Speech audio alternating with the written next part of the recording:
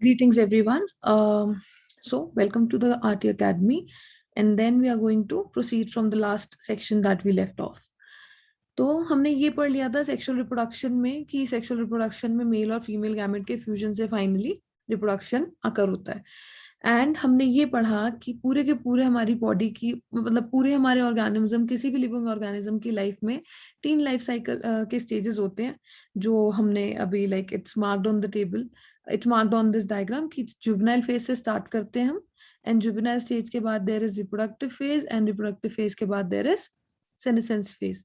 तो टोटल ये 3 फेजेस होते हैं एंड इन फेजेस में जो आपका जुवेनाइल फेज है, रिप्रोडक्टिव फेज है और सेनेसेंस फेज है, इन सारे फेजेस में अलग अलग फेजेस में शिफ्ट करने के लिए कुछ केमिकल मैसेंजर्स हमारी हेल्प करते हैं। और वो केमिकल मैसेंजर्स कौन कहलाते हैं? उनको हम एंडोक्राइन सिस्टम के हार्मोन्स बोलते हैं। जो दिस इज द डायग्राम जो मैंने अभी हाईलाइट करा है। इस हाईलाइटेड डायग्राम में डिफरेंट डिफरेंट ग्लैंड्स दिख रही हैं आपको। मेल वाली साइड पे कुछ ग्लैंड्स दिख रही हैं, इसी तरीके से फीमेल वाली साइड पे कुछ ग्लैंड्स दिख रही हैं। तो ये सारी ग्लैंड्स एंडोक्राइन सिस्टम का पार्ट होती हैं एंड ये सारी की सारी ग्लैंड्स एंडोक्राइन सिस्टम का पार्ट होते हुए they release certain chemical messengers which are termed as hormones. And ये हार्मोन्स जो है वो रिस्पॉन्सिबल होते हैं for the for the transition that I just mention, दैट जुवेनाइल फेज से रिप्रोडक्टिव फेज में आने के लिए एंड देन रिप्रोडक्टिव फेज से फाइनली सेनेसेंस फेज में जाने के लिए। These are the different different hormones which are helpful during the whole process. So let's just move forward. So we know this that sexual reproduction is like the fusion of male and the female gamete, and then finally it leads to the formation of zygote. Zygote बना देते हैं, and then finally this moves towards the process of embryogenesis. कैसे कैसे उस embryo की growth होती है, embryo का फॉर्मेशन होता है, एंड देन फुल्ली एक ऑर्गेनिज्म डेवलप करता है। जनरली मैंने आपको लास्ट टाइम लास्ट क्लास में भी हमने ये चीज डिस्कस करी थी, अब बस उसके थोड़े प्रोसेस में जाएंगे कि फर्टिलाइजेशन के पूरे इवेंट को 3 पार्ट्स में डिवाइड किया गया है। रिप्रोडक्टिव फेज के पूरे इवेंट्स को 3 पार्ट में डिवाइड किया गया है। There is pre fertilization events, there is fertilization and then there is post fertilization. So सबसे पहले I am just highlighting it here, हम बात कर रहे हैं प्री फर्टिलाइजेशन इवेंट्स की। ओके हम बात कर रहे हैं यहाँ पे ये प्री फर्टिलाइजेशन इवेंट्स की। So all the events which occur before the fusion of gamete, gametes के फ्यूजन से पहले वाले सारे इवेंट्स प्री फर्टिलाइजेशन इवेंट्स कहे जाते हैं। एंड वैसे तो स्पेसिफिकली अगर देखा जाए तो कोई छोटे छोटे चेंजेस भी आते हैं which I am not specifically mentioning है, बट यहाँ पे इसके अलावा 2 इवेंट्स हैं जो बहुत प्रोमिनेंटली नोटिस किए जाते हैं in case of the pre fertilization. So these are known as gametogenesis and gamete transfer. So आपको नाम से ही पता चल रहा है कि गैमीटोजेनेसिस, राइट, उस टर्म को हम लिखते हैं यहाँ पे जिसे आप पढ़ रहे हैं गैमीटोजेनेसिस। इस पूरी टर्म को 2 में स्प्लिट करिए, गैमीट एंड जेनेसिस। आपको पता है कि गैमीट कौन सा होता है? So gamete is a reproductive cell जो रिप्रोडक्शन में काम आता है।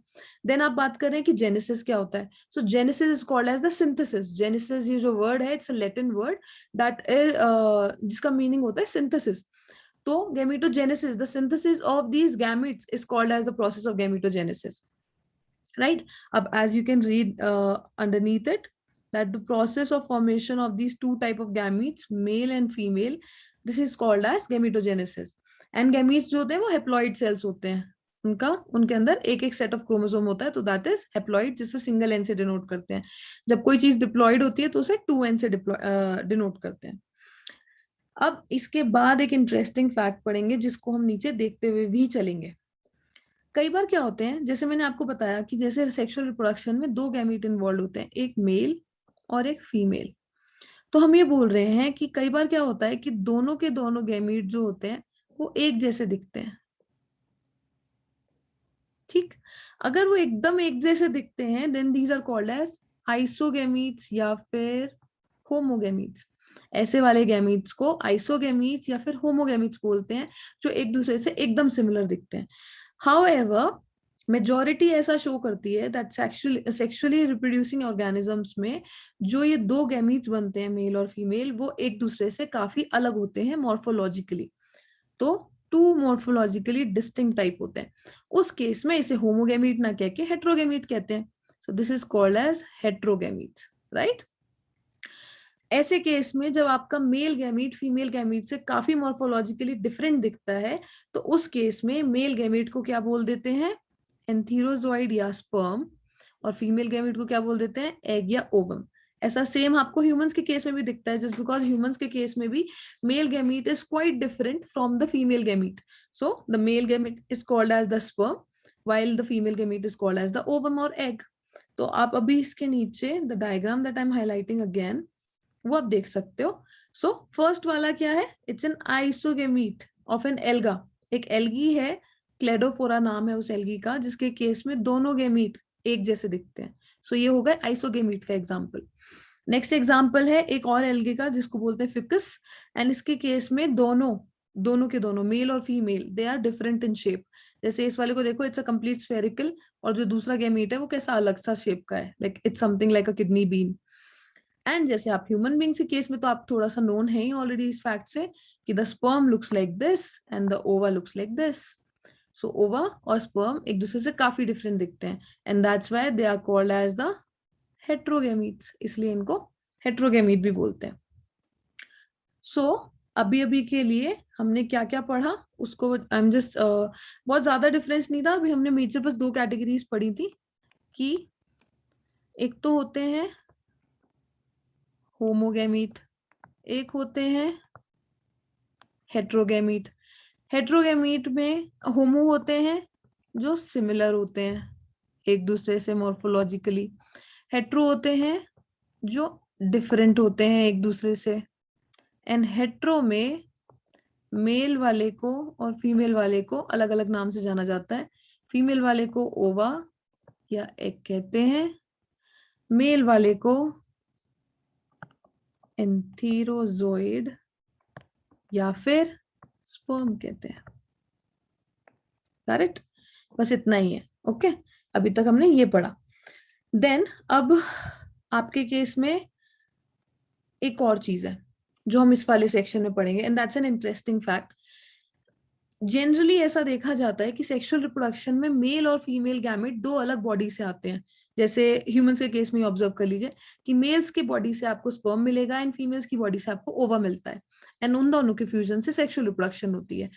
वाइल ऐसा जरूरी नहीं है हर केस में कि सेक्सुअल रिप्रोडक्शन हमेशा दो बॉडी के गैमेट्स का इस्तेमाल करे। कई बार किसी किसी केस में, जैसे स्पेसिफिकली प्लांट्स के केस में जब सेक्सुअल रिप्रोडक्शन होता है, सो उनके केस में दोनों both male and female reproductive structures are in the same plant. तो ऐसे वाले केस को बोलते हैं बाइसेक्सुअल, ऐसे प्लांट्स को बोलते हैं बाइसेक्सुअल। ओके, ऐसा प्लांट जिसके अंदर मेल और फीमेल रिप्रोडक्टिव स्ट्रक्चर एक ही प्लांट के अंदर है, दो अलग प्लांट्स नहीं है, एक ही प्लांट के अंदर दोनों चीजें हैं, then it is called as a bisexual plant. और अगर दो अलग अलग प्लांट्स में, जैसे ह्यूमंस के केस में होता है कि मेल्स अलग होते हैं और फीमेल्स अलग होती हैं, दो अलग बॉडीज होती हैं, तो अगर अगर दोनों स्ट्रक्चर्स अलग अलग प्लांट्स के पास है, then it is called as unisexual. Uni मतलब एक, तो अगर आपके पास एक बॉडी है और एक ही रिप्रोडक्टिव स्ट्रक्चर है, that's called as unisexual. But अगर आपके पास एक ही बॉडी है लेकिन आप पे दोनों स्ट्रक्चर है, दैट्स कॉल्ड एज बाइसेक्सुअल। एक और चीज है, जैसे अब सेम है, बस टर्म्स को बता रहे हैं, ये टर्म्स आपको जानने के लिए मतलब स्पेसिफिकली आपको ध्यान रखनी है। जैसे कुछ फंजाई हैं और प्लांट्स हैं जिनके केस में बायसेक्सुअल कंडीशन को, बाय कौन सी थी, जिसमें मेल और फीमेल दोनों एक ही में है, तो बायसेक्सुअल कंडीशन को बताने के लिए एक और मतलब कुछ और टर्म्स भी यूज करते हैं। जैसे उस टर्म को हम होमोथेलिक बोल देते हैं या मोनोशियस बोल देते हैं। सो अगर मोनोशियस बोल रहे हैं और होमोथेलिक बोल रहे हैं, तो उस केस में हम ये मीन करना चाह रहे हैं दैट इट इज एग्जैक्टली कि हम अभी बायसेक्सुअल प्लांट की, बायसेक्सुअल ऑर्गेनिज्म की बारे में बात कर रहे हैं, दैट इज जिसके पास दोनों मेल और फीमेल रिप्रोडक्टिव स्ट्रक्चर्स एक साथ है। तो अभी बताया कि जैसे हमने बाइसेक्सुअल कंडीशन के लिए आपको दो और टर्म्स बताए, सिमिलरली यूनिसेक्सुअल कंडीशंस के लिए भी कुछ अलग टर्म्स मशहूर हैं या फिर फेमस है। सो देयर इज हेट्रोथेलिक या फिर डायोशियस। बहुत इजी तरीके से याद किया जा सकता है। जैसे बाइसेक्सुअल में हमने क्या बोला कि एक ही ऑर्गेनिज्म के अंदर दोनों स्ट्रक्चर्स हैं, मेल भी और फीमेल भी, तो उसे होमोथेलिक बोलेंगे कि सब कुछ एक ही साथ एक साथ एक पर्टिकुलर प्लांट में प्रेजेंट है। जब लेकिन यूनिसेक्सुअल कंडीशन है, मतलब आपके केस में कि एक ही ऑर्गेनिज्म है लेकिन उसके पास स्ट्रक्चर भी एक ही है, सो उसे हेट्रोथैलिक बोलते हैं। मतलब दो अलग ऑर्गेनिजम्स में चीजें प्रेजेंट होंगी, दैट्स व्हाई हेट्रोथैलिक बोलते हैं, और उसे डायोशियस भी बोल देते हैं। ओके, सो ये टर्म्स याद करनी है, just because on the competitive fronts ये टर्म्स कंफ्यूज करने के लिए यूज करी जा सकती हैं। जैसे आपको एक एग्जांपल दे देंगे, लाइक से कोई एक पर्टिकुलर फंजाई बता दिया जो बाइसेक्सुअल इन नेचर होगा, तो उस पर्टिकुलर फंजाई का नाम लेकर यूज करते हुए बोलेंगे कि that particular fungi is monoecious in nature. So उसके केस में अब फर्दर क्या होगा, रिप्रोडक्शन एक ही में प्रेजेंट होगा स्ट्रक्चर्स, या फिर दो में प्रेजेंट होंगे। So these terms are used interchangeably, तो इसकी वजह से कंफ्यूजन क्रिएट होता है। So that's why like you should be very careful while you are using these. Okay, अब प्लांट्स में जैसे मैंने अभी आपको ऊपर बताया था कि जब बाइसेक्सुअल प्लांट होता है, यूनिसेक्सुअल नहीं, सॉरी हेट्रोगैमेटिक कंडीशन होती है, तो मैंने बताया था कि मेल को बोलते हैं स्पर्म और दूसरे फीमेल को बोलते हैं ओवा। यही चीज अगर हम प्लांट्स के केस में बात करते हैं, तो जैसे अगर एक प्लांट है जो यूनिसेक्सुअल मेल है, मतलब यूनिसेक्सुअल, उसके अंदर सिर्फ एक ही रिप्रोडक्टिव स्ट्रक्चर है, सो यूनिसेक्सुअल मेल फ्लावर को बोलते हैं स्टेमिनेट, जिसके ऊपर स्टेमेन्स प्रेजेंट होते हैं, राइट। ये तो आप लोगों ने फ्लावर्स में कभी एकदम इस चीज कंडीशन को नोटिस करने के लिए मैं आपको अभी नीचे डायग्राम दिखाऊंगी, और आप एक रियल फ्लावर पे ये चीज चेक कर सकते हो। वाइल जो फीमेल होता है, फीमेल स्ट्रक्चर को बोलते हैं पिस्टिलेट, या मतलब जिसके ऊपर पिस्टल्स प्रेजेंट होते हैं, तो उसे पिस्टिलेट बोलते हैं। सो फ्लावरिंग कंडीशंस में, फ्लावर्स के केस में मेल वाले को बोलते हैं स्टेमिन और फीमेल को बोलते हैं पिस्टिल। सिमिलरली अभी जैसे हमने आपको पहले बताया कि ऐसी कंडीशन हो सकती है फ्लावरिंग प्लांट्स के केस में भी कि मेल और फीमेल स्ट्रक्चर्स दोनों के दोनों एक ही प्लांट में प्रेजेंट हो। तो अगर दोनों के दोनों सेम, दोनों के दोनों टाइप ऑफ फ्लावर्स एक ही में प्रेजेंट होंगे, then it is called as monoecious. लेकिन अगर दो में प्रेजेंट होंगे, then it is called as dioecious. आपको मोनोशियस एग्जांपल्स देंगे, जैसे मतलब अगर कोई पूछ ले जस्ट फॉर इंफॉर्मेशन कि मोनोशियस प्लांट के एग्जांपल दो जिनके केस में जो मेल और फीमेल फ्लावर्स है वो एक ही इंडिविजुअल पे प्रेजेंट होते हैं। सो मोनोशियस प्लांट के केस में एग्जांपल है आपके cucurbit and coconut, and dioecious के केस में there is very famous example of papaya as well as date palm. So these are just some basic facts जो आपको पता होने चाहिए। These are some basic terms जो यूज करी जाती है इंटरचेंजेबली कंफ्यूजन क्रिएट करने के लिए, सो बस उसको ध्यान रखना है। एंड आपको थोड़ा सा याद रहे उसके बेसिस पे मैं बता रही हूँ। अब जस्ट इस चीज को अभी ऊपर मैंने नोट्स नहीं दिखाई दे रहे हैं, तो उसी के बेसिस पे ये जज कर लीजिए कि जो फर्स्ट फिगर दिखा रखी है दैट्स अ कारा का प्लांट। कारा एक प्लांट है। सो उसके केस में देखिए फीमेल सेक्स ऑर्गन और मेल सेक्स ऑर्गन दोनों एक ही साथ प्रेजेंट है, तो कंडीशन क्या हो गई, मोनोशियस बोलेंगे कि डायोशियस, इसको बोलेंगे मोनोशियस। ओके, दोनों चीजें एक ही में प्रेजेंट है। और इस वाले में देखिए कि एक है जो फीमेल का अलग स्ट्रक्चर है, फीमेल पे अलग तरीके से प्रेजेंट है, उसको बोल रहे हैं आर्कीगोनियोफोर, और मेल थैलेस अलग से प्रेजेंट है, उसको बोल रहे हैं एंथीरिडियोफोर। सो ये जो दोनों स्ट्रक्चर्स हैं वो दो अलग अलग भी प्रेजेंट है, तो ये क्या हो गए, डायोशिस। सिमिलरली अभी आपको एक एग्जांपल दे रहे हैं, उस एग्जांपल में ये है स्वीट पोटैटो का फ्लावर, और उसके केस में स्टेमन भी यहीं पे प्रेजेंट है और कार्पल भी एक ही में प्रेजेंट है, तो ये कैसी कंडीशन हो गई, मोनोशियस। ओके, एक ही में। नेक्स्ट अब बात कर रहे हैं आपके सामने दो, जिस तरीके से हमने प्लांट्स के केस में बताया ऐसे एनिमल्स में भी होता है, और एनिमल्स में हम एग्जांपल ले रहे हैं कॉकरोच का। ऐसे एनिमल्स जिसके केस में मेल और फीमेल स्ट्रक्चर्स दोनों एक ही में प्रेजेंट होते हैं, then it is called as the bisexual animals. ठीक है, ये चीज हमने पहले बताई थी कि यूनी वो जिसमें एक चीज प्रेजेंट होगी, बाई वो जब दोनों के दोनों स्ट्रक्चर्स एक ही में प्रेजेंट होंगे। तो यही टर्म्स है, बाइसेक्सुअल, यूनिसेक्सुअल, मोनोशियस, डायोशियस। इसके अलावा I told you about homothallic, heterothallic, ये तीन टर्म्स हैं जिनको इंटरचेंजेबली यूज किया जाता है, जिसकी वजह से कंफ्यूजन क्रिएट होगा। So monoecious, dioecious, unisexual, bisexual, homothallic, heterothallic, इन सारे टर्म्स का मतलब समझ के एकदम कंफ्यूजन क्लियर करते हुए then you just proceed forward, otherwise इस कंफ्यूजन से बार बार होगा। जैसे मैंने आपको बताया बाइसेक्सुअल मतलब एक ही में दोनों के दोनों स्ट्रक्चर्स प्रेजेंट होंगे, ऐसे वालों को हर्माफ्रोडाइट्स भी बोलते हैं, एक और नई टर्म आ गई, इसको एक और तरीके से बोला जाता है, दैट्स कॉल्ड एज हर्माफ्रोडाइट्स। एंड ऐसे होते हैं जिनके केस में फीमेल स्ट्रक्चर अलग में प्रेजेंट होता है और मेल स्ट्रक्चर अलग ऑर्गेनिज्म में प्रेजेंट होता है, then it is called as unisexual. और यूनिसेक्सुअल का एग्जांपल है आपका कॉकरोच। ओके, और बाइसेक्सुअल के एग्जांपल क्या थे, अर्थवर्म जिनमें मेल और फीमेल स्ट्रक्चर एक साथ होता है, स्पंज, टेपवर्म, लीच, इन सब में एक ही ऑर्गेनिज्म में मेल और फीमेल स्ट्रक्चर प्रेजेंट होते हैं। लेकिन कॉकरोच हमारे जैसा होता है, कि जैसे हमारे केस में मेल रिप्रोडक्टिव स्ट्रक्चर होता है और फीमेल में फीमेल रिप्रोडक्टिव स्ट्रक्चर होता है। जैसे आप कॉकरोच का एग्जाम्पल देखो कि यहाँ पे ये मेल है जिसपे अपना टेस्टिस है और यहाँ पे ये फीमेल है जिसपे अपनी ओवरी है। एंड ये आप एक एग्जाम्पल देखो, I think it's an earthworm. So earthworm के केस में आप ये देख रहे हो कि दोनों स्ट्रक्चर एक ही ऑर्गेनिज्म के अंदर है। देयर इज अ टेस्टिस जो मेल पार्ट होता है and there is a ovary that's a female part. So अभी एक जस्ट बिकॉज यहाँ पे अभी फिनिश हो रहा है तो इसीलिए I just mention this once again कि so that you should not miss that कि एक तो यूनिसेक्सुअल स्ट्रक्चर हो गए, एक ऑर्गेनिज्म में एक स्ट्रक्चर दैट्स यूनिसेक्सुअल। बायसेक्सुअल हो गया एक ऑर्गेनिज्म के अंदर दोनों स्ट्रक्चर। ओके, यूनिसेक्सुअल को सॉरी बायसेक्सुअल को हर्माफ्रोडाइट भी बोलते हैं, राइट। और दो टर्म्स कौन सी बताई थी, मोनोशियस, डायोशियस, इसके अलावा होमोथैलिक और heterothallic.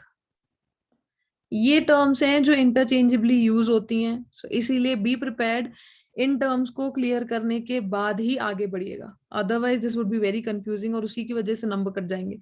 So just very be prepared इन टर्म्स को सॉल्व करके अपने आप से and then let's just proceed forward. So अब इसके बाद एक इंटरेस्टिंग वाला सेक्शन स्टार्ट हो रहा है that's called as the cell division during gamete formation. जब आपकी बॉडी में सेल्स गैमीट्स बनते हैं जो रिप्रोडक्टिव सेल्स होते हैं, तो उस दौरान सेल डिवीजन कैसे होता है। As you all guys are doing 12th standard, so 11th standard में सेल डिवीजन और सेल साइकिल पढ़ा होगा, right. So meiosis and mitosis के बारे में बात करने वाले हैं। जनरली जो गैमीट्स बनते हैं these are haploid in nature. एक सेट ऑफ क्रोमोसोम्स होता है जो मैंने ऊपर पे आपको बताया था कि वो उसको एन से रिप्रेजेंट करते हैं, राइट। पेरेंट की बॉडी हेप्लॉइड या डिप्लॉइड कैसी भी हो सकती है, लेकिन गैमीट्स हमेशा हेप्लॉइड ही होते हैं, मतलब उनके अंदर एक सेट ऑफ क्रोमोसोम्स ही होते हैं जिसकी वजह से उन्हें हेप्लॉइड कहते हैं। और हेप्लॉइड को रिप्रेजेंट कैसे करते हैं, एन से। एक हेप्लॉइड पेरेंट हमेशा माइटोसिस के थ्रू गैमीट्स बनाता है, राइट। जैसे आपको एग्जांपल बताते हैं, मैंने बताया कि ओके जैसे इसे थोड़ा सा और अच्छे से समझने के लिए I just make a rough diagram. जैसे एक पेरेंट की बॉडी है, ये हेप्लॉइड या डिप्लॉइड कैसी भी हो सकती है, उसका कोई लेना देना नहीं है गैमीट से। लेकिन जब ये बॉडी गैमीट प्रोड्यूस करेगी, रिप्रोडक्टिव सेल्स प्रोड्यूस करेगी, तो वो हमेशा हेप्लॉइड ही होते हैं। उनके अंदर हमेशा एक सेट ऑफ क्रोमोसोम्स ही होते हैं। जैसे एग्जाम्पल के लिए कई सारे ऑर्गेनिज्म हैं जो मोनेरा, फंजाई, एल्गी, ब्रायोफाइट्स को बिलोंग करते हैं। इनकी पेरेंट्स की बॉडी हेप्लॉइड इन नेचर होती है, ठीक है। सिमिलरली बहुत से ऑर्गेनिजम्स ऐसे हैं जैसे टेरिडोफाइट, जिम्नोस्पर्म्स, एंजियोस्पर्म्स, बहुत सारे एनिमल्स जिसमें ह्यूमन बींग्स भी आते हैं, तो उसमें पेरेंटल बॉडी डिप्लॉयड होती है। ओके, तो कई पेरेंट्स होते हैं हेप्लॉइड, कई सारे पेरेंट्स इंक्लूडिंग ह्यूमंस होते हैं डिप्लॉयड। सो अगर बॉडी डिप्लॉयड है, जैसे अब यहाँ पे लिखते हैं कि अगर पेरेंट जो है हेप्लॉइड है, तो जब गैमीट बनता है, हेप्लॉइड गैमीट जब बनता है तो बनता है माइटोसिस से। बट अगर पेरेंट डिप्लॉइड है तो जो उससे गैमीट बनता है, गैमीट तो हमेशा डिप्लॉइड की जगह सॉरी गैमीट तो हमेशा हेप्लॉइड ही बनेगा, तो लेकिन जब डिप्लॉइड पेरेंटल बॉडी से बनता है then it is made with the help of meiosis. Okay, ये चीज आपने पहले भी पढ़ी होगी, क्योंकि मियोसिस को रिडक्शन डिवीजन बोलते हैं। तो मियोसिस जो होगा वो डिप्लॉइड सेल्स को हेप्लॉइड में कन्वर्ट करेगा, उसी की वजह से आपका गैमीट जो है हेप्लॉइड बनेगा। एक डिप्लॉइड बॉडी से आने के बावजूद भी हम डिप्लॉइड इन नेचर होते हैं, लेकिन उसके बावजूद भी हमारा गैमीट हेप्लॉइड होता है। तो मियोसिस इस चीज को करने की एफिशिएंसी रखता है, मियोसिस का रिडक्शन डिवीजन ऐसा कर सकता है। ओके, सो एग्जैक्टली होता क्या है, जो आपकी डिप्लॉइड पेरेंटल बॉडी होती है, जैसे एक एग्जांपल के लिए ह्यूमंस ले लिए, ठीक है। तो जो आपकी डिप्लॉइड पेरेंटल बॉडी होती है उनके अंदर स्पेशल सेल्स होते हैं जिन्हें हम बोलते हैं मियोसाइट्स, या फिर इन्हें गैमीट मदर सेल्स भी बोलते हैं। ओके, गैमीट मदर से मियोसाइट्स बोलते हैं या फिर गैमीट मदर सेल्स भी बोलते हैं। ये वाले जो सेल्स होते हैं these are responsible for the formation of your gamete इनका होता है मियोसिस, एंड इनके मियोसिस के बाद सिर्फ एक सेट ऑफ क्रोमोसोम्स सेल के अंदर जाता है, जिसकी वजह से गैमीट हेप्लॉइड बन जाता है। अगर किसी को ये चीज ढंग से याद नहीं आ रही है कि मियोसिस कैसे रिडक्शन डिवीजन करता था और कैसे फाइनली हेप्लॉइड गैमेटिक सेल बनता है, तो चैनल पे सेल डिवीजन के ऊपर भी वीडियो है, सेल डिवीजन के रिगार्डिंग भी चैप्टर 11 की वीडियो है, so you can just see that, and उसके अंदर दोबारा से ये एक्सप्लेन किया हुआ है कि कैसे एक डिप्लॉइड बॉडी से हेप्लॉइड सेल्स बनते हैं मियोसिस की मदद से। So this is how the whole section goes through. यहीं पे मतलब I am just going to like revise it for you दोबारा से। आप I just change the colour of the pen, या let's just make it pink. तो इतने section में आप ये नोटिस करो कि अगर पेरेंटल बॉडी हेप्लॉइड है, तो अगर वो गैमीट बना रही है, तो हेप्लॉइड से हेप्लॉइड गैमीट बनाना है, सीधे सीधे माइटोसिस से बनाएगी, सीधे सीधे एक सेल डिवीजन होगा बेसिक, चारों स्टेजेस के through, prophase, prophase, metaphase, anaphase, telophase. But अगर पेरेंटल बॉडी डिप्लॉइड है, लेकिन आपको बनाना गैमीट कैसा है, हेप्लॉइड, तो उस केस में जब आपको डिप्लॉइड से हेप्लॉइड की तरफ जाना है, तो उस केस में हमेशा मियोसिस होता है। The meiosis is called as the reduction division. वो रिडक्शन करेगा आपके क्रोमोसोम्स की, जो दो दो सेट थे वो एक एक सेट में कन्वर्ट होगा, और आपका फाइनली एक सेट आपके एक सेल में जाएगा, leading to the formation of a haploid gamete. This is how it happens. तो एक फंक्शन मैंने आपको बता दिया, प्री फर्टिलाइजेशन से पहले क्या होगा, गैमीट्स बनते हैं। नेक्स्ट एक और फंक्शन क्या होगा कि गैमीट बन तो गए, लेकिन अब गैमीट ट्रांसफर भी तो करने हैं, बॉडी में जाने भी तो हैं। उससे पहले सेक्सुअल रिप्रोडक्शन होगा कैसे, उससे पहले मेल और फीमेल गैमीट का फ्यूजन कैसे होगा। सो जो मेल और फीमेल गैमीट्स हैं, वो उन दोनों को आपस में फिजिकल कॉन्टैक्ट करवाना पड़ता है। So that physical contact, the process is called as the gamete transfer, जिसकी वजह से फाइनली फ्यूजन होता है, राइट। तो फ्यूजन फैसिलिटेट करने के लिए गैमीट ट्रांसफर करना पड़ता है। बहुत बहुत ऑब्वियस है, and I think this is a very general information, बहुत सारे लोगों को ये चीज पता है कि एक मेल और एक फीमेल अगर गैमीट पे आए, तो मोस्ट ऑफ द टाइम जो मेल गैमीट होते हैं वो मोटाइल इन नेचर होते हैं। तो फीमेल गैमीट स्टेज वहीं पे जहां पे ऑर्गेनिज्म के अंदर वो फीमेल गैमीट रहता है, लेकिन मेल गैमीट मोटाइल होता है, एंड देन मेल गैमीट वहां पे जाके फ्यूजन करता है, वो मोटिलिटी में जाके फ्यूजन करता है। कुछ एक्सेप्शंस हैं, जनरली ऐसे ही होता है कि मेल गैमेट मोटाइल होता है और फीमेल गैमेट स्टेशनरी होता है, लेकिन कुछ एक्सेप्शंस हैं, जैसे कुछ फ्यू एल्गी और फंजाई हैं, जिनके केस में दोनों के दोनों गैमीट्स मोटाइल होते हैं, दोनों के दोनों ट्रैवल कर सकते हैं। ओके, अब मेल गैमीट मोटाइल तो है, लेकिन ऑब्वियसली फीमेल गैमीट तक जाने के लिए एक मीडियम चाहिए जिसमें वो ट्रैवल करेगा। So most of the cases में सिंपल प्लांट्स जो होते हैं, जैसे algae, bryophyte, pteridophyte, water is the medium, वो पानी के थ्रू ट्रैवल करके चले जाते हैं। एंड जस्ट बिकॉज पानी में प्रिडेशन के चांसेस बहुत ज्यादा बढ़ जाएंगे, obviously that's very obvious right, कि प्रिडेशन के चांसेस बहुत बढ़ जाएंगे, खराब हो सकते हैं मेल गैमिट्स, खराब मतलब मोटिलिटी खत्म हो जाएगी, उनकी फर्टिलिटी खत्म हो जाएगी, कुछ भी हो सकता है। तो एक ही बार में बहुत सारे मेल गैमिट्स इसीलिए बनते हैं ताकि चांसेस ऑफ सर्वाइवल बढ़े, एंड चांसेस ऑफ फ्यूजन बढ़ जाए, चांसेस ऑफ फर्टिलाइजेशन बढ़ जाए। सो इसी वजह से एक साथ a large number of male gametes are produced, जो फीमेल गैमिट तक सारे के सारे पहुंच भी नहीं पाते। तो कोशिश रहती है कि एटलीस्ट एक भी पहुंचेगा तो उसके बेसिस पे फर्टिलाइजेशन हो जाएगा। मतलब अगर कंपेयर किया जाए, तो फीमेल गैमिट्स के मुकाबले मेल गैमिट्स मतलब सेवरल थाउजेंड्स टाइम, हजारों गुना ज्यादा प्रोड्यूस किए जाते हैं। अगर फीमेल ओवा एक बनता है तो मिलियंस ऑफ स्पर्म्स बनते हैं, सिर्फ इसी बेसिस पे, ताकि फर्टिलाइजेशन हो पाए इजीली। फर्टिलाइजेशन के चांसेस ऑफ सर्वाइवल को बढ़ाने के लिए जानबूझ के ऐसा किया जाता है, राइट। सो आपने ये चीज जान ली कि मेल गैमिट को और अगर फीमेल गैमिट को कंपेयर किया जाए, मोस्ट ऑफ द केसेस में मेल गैमिट मोटाइल होता है और फीमेल स्टेशनरी। हाउएवर कुछ प्लांट्स में, एल्गी में, इन सब केसेस में दोनों के दोनों मोटाइल होते हैं, ये भी मोटाइल और ये भी मोटाइल। बट जनरल वाला केस ये है कि मेल मोटाइल और फीमेल स्टेशनरी। और generally just because male motile और फीमेल स्टेशनरी होता है और मेल ड्यूरिंग द ट्रैवल मर जाते हैं, स्पर्म्स मर जाते हैं डिफरेंट डिफरेंट रीजंस की वजह से। सो दैट्स व्हाई ये बहुत सारे लार्ज नंबर में प्रोड्यूस होते हैं एंड ये बहुत फ्यू नंबर में प्रोड्यूस होते हैं क्योंकि इनके पास सेफ्टी रहती है, ये जल्दी से खराब भी नहीं होगा जस्ट बिकॉज वो अपने मीडियम में ही पड़ा हुआ है, बट मेल वालों को ट्रैवल करना है, राइट। अब इसके बाद अब ये सेम चीज हम किस में बात करके देख रहे हैं, ये सेम चीज हम पढ़ रहे हैं in case of plants. So plants, जिन प्लांट्स के केस में बीज बनता है उन प्लांट्स के केस में समझ रहे हैं जो पोलन ग्रेन्स होते हैं, आपने देखे भी होंगे इस चीज के छोटे छोटे डायग्राम होते हैं। Pollen grains are like very मतलब नेकेड आई से बहुत ज्यादा साफ नहीं दिखे, हालांकि किसी किसी केस में पोलन ग्रेन्स इतने बड़े होते हैं दैट नेकेड आई से बहुत साफ दिखते भी हैं। सो जो छोटे छोटे से पोलन ग्रेन्स होते हैं ना, इनके अंदर मेल गैमेट्स होते हैं एंड जो फ्लावर होता है, फ्लावर के अंदर ओव्यूल होता है एक स्ट्रक्चर जिसके अंदर फीमेल गैमेट होता है, दैट इज एग। सो बहुत सारे पोलन ग्रेन्स होते हैं एंड पोलन ग्रेन्स प्रोड्यूस होंगे, these are produced in anthers and then finally इन्हें ट्रैवल करना होता है, ये ट्रांसफर कर दिए जाते हैं स्टिग्मा पे, स्टिग्मा से फाइनली ट्रैवल करके फर्टिलाइजेशन करेंगे। स्टिग्मा कौन सा था, मेल स्ट्रक्चर, राइट, हमने पहले बताया था।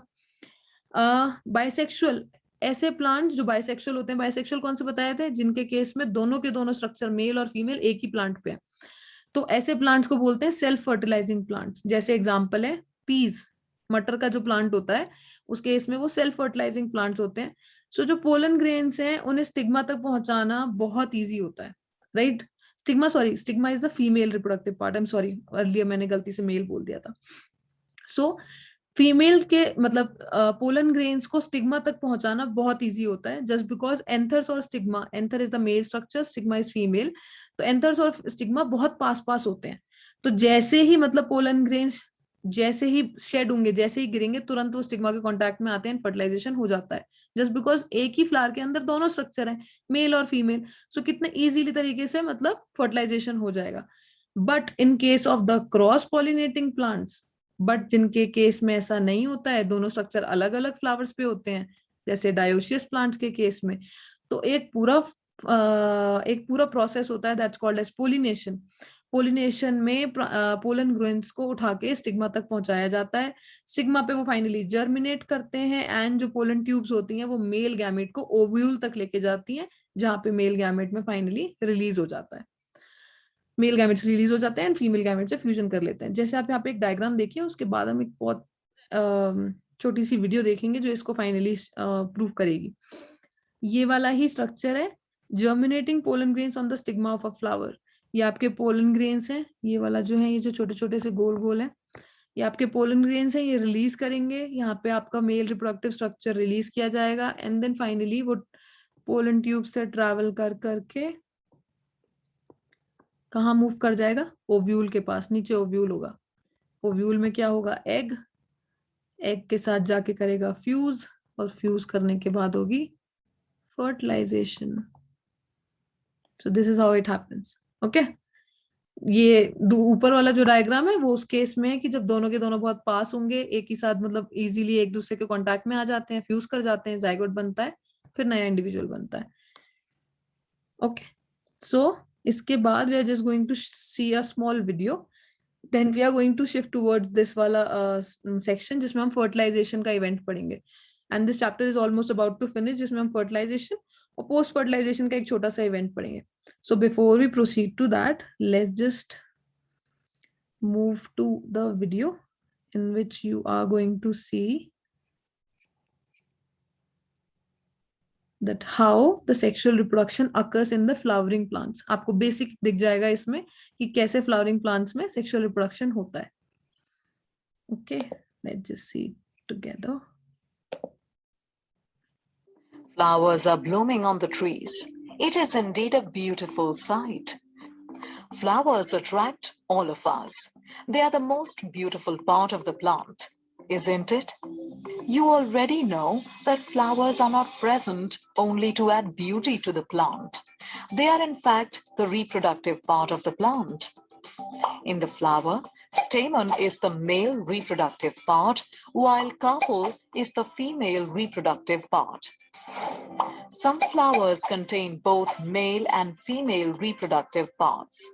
Such flowers are called bisexual flowers. For example, pea, China rose, etc. On the other hand, some flowers possess either the male or the female reproductive parts. Such flowers are called unisexual flowers. For example, corn, cucumber, etc. सो जैसे मैंने बताया था कि uni वो जिसमें एक में एक स्ट्रक्चर होगा, बाई वो जो एक ही में दोनों स्ट्रक्चर्स होंगे। तो ये यूनि के एग्जांपल है, जैसे खीरा, कॉर्न। उसके अलावा जो मैंने बाय वाला बताया था, जैसे मैंने भी एग्जांपल दिया था कि मटर का पौधा बाय होता है। Now let us know about the different parts that make up a stamen and a carpel. A stamen is made of two main parts, anther and filament. The anther produces pollen grains. It is a pollen grain that contains the male gametes. A carpel, on the other hand, is made up of three parts. The terminal part is called the stigma. The middle elongated part is the style, and the swollen bottom part is the ovary. Inside the ovary, ovules are present. It is the ovule that has the female gamete called the egg cell. For sexual reproduction to take place, a male gamete is to be fused with the female gamete, thereby forming a zygote. Now for that, the male gametes have to reach the female gametes. For this, first a pollen grain carrying the male gametes is transferred from the stamen of a flower to the stigma of the same or the other flower. Such transfer of pollen grains is known as pollination. If the pollen grain of a flower lands on the stigma of the same flower, it is called self-pollination. But if the pollen grain of a flower lands on the stigma of another flower of the same or another plant of the same type, it is called cross-pollination. So, अगर एक flower के अंदर दोनों parts है, mail और female, तो उसी flower के अंदर अगर रिप्रोडक्शन हो रहा है, मेल से फीमेल पे जा रहे हैं उसी फ्लावर के अंदर, सो उस केस में बोलेंगे सेल्फ फर्टिलाइजेशन। लेकिन उसी फ्लावर में ना जाके दूसरे फ्लावर के स्ट्रक्चर पे जा रहे हैं, चाहे वो फ्लावर उसी प्लांट पे हो या दूसरे प्लांट पे हो। जैसे अगर दो कॉर्न के प्लांट हैं और वो एक इसी कॉर्न के प्लांट में ना करके दूसरे कॉर्न के फ्लावर पे जा रहा हो या इसी के दूसरे फ्लावर पे जा रहा हो, तो उसे क्रॉस बोलते हैं। अगर चीज एक ही फ्लावर के अंदर हो रही है, सिर्फ एक सिंगल फ्लावर के अंदर, तो सेल्फ उस फ्लावर से बाहर निकलती हमेशा क्रॉस, चाहे सेम प्लांट चाहे different plant. Pollination occurs with the help of different agents like wind, water, or animals. Once a pollen grain reaches the stigma of a suitable flower, a tube grows from the pollen grain. This tube travels through the style and reaches the ovary. The male gamete from the pollen travels in this tube and reaches to the female gamete present in the ovule of the ovary. After that, the male and the female gamete fuse together to form the zygote. This process of fusion of male and female gametes is called fertilization. The zygote formed after the fertilization then divides several times to form an embryo inside the ovule. The ovule develops a tough coat and changes to a seed. The ovary, on the other hand, ripens and forms a fruit around the seed. At this time, the other parts of the flower, like the sepals and petals, fall off. Okay. सो ये तो अभी थोड़ा आपको extra ही बता रहा है। We are going to do the reproduction in flowering plants. ये भी एक पूरा सेपरेट चैप्टर है जिसमें सब कुछ बहुत डिटेल में पढ़ेंगे। बट अच्छा है जस्ट बिकॉज आपको एक आइडिया हो जाएगा, जो मैं टर्म्स यूज कर रही थी वो आसान हो जाएंगी। जैसे मेल गैमीट के मेल रिप्रोडक्टिव स्ट्रक्चर में उन्होंने प्रॉपर्ली बता दिया कि एक एंथर होता है ऊपर वाला और नीचे वाला फिलामेंट। और फीमेल के केस में 3 पार्ट्स होते हैं, स्टिग्मा सबसे ऊपर वाला, बीच वाली जो ट्यूब है दैट इज स्टाइल, और नीचे वाला ovule. Okay, so this is really good to give you a fair idea कि हमने कैसे कैसे reproduction करवाया in case of flowers. So I believe I am going to take your leave and we are going to start with the, let's just get back to first of all our board. Yeah, so I'm just going to take your leave here and we are going to start with the fertilization section in the next lecture, and we are going to finish this chapter right off. I hope if you I hope you're getting this well. If there are any doubts, any single doubt, you can just write down in the comments below, and you can just approach me whenever there's a need. So thank you. Let's just see you in the next lecture.